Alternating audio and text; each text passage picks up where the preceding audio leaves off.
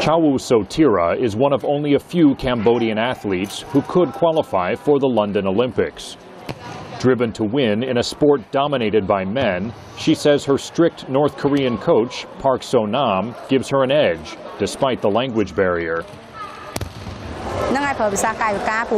We use sign language. In this sport, there are hand signals and grabbing. So he shows us each movement, and then all of us just follow him. And if we make mistakes, he corrects us.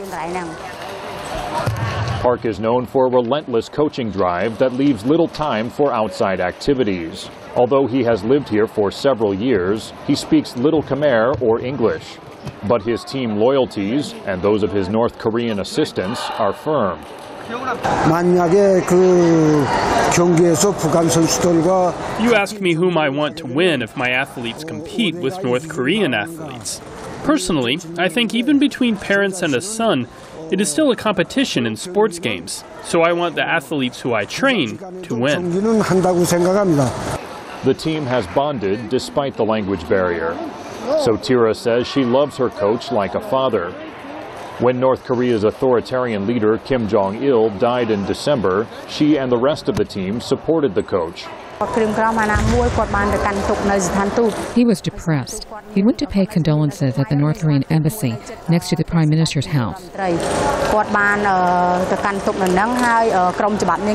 Our wrestling team was also mourning and took flowers to the North Korean embassy.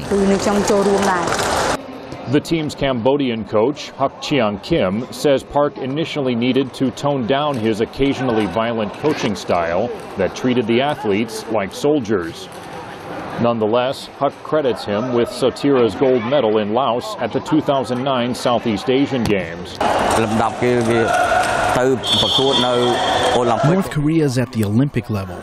They won all the medals, gold, silver, bronze. Both North Korea and South Korea are strong, but North Korea is stronger. Training right next to the North Korean instructors for the past 6 years is South Korean Taekwondo coach Choi Yong-seok. He says while there is sporting competition between him and the North Koreans, they share a desire to push the Cambodian team.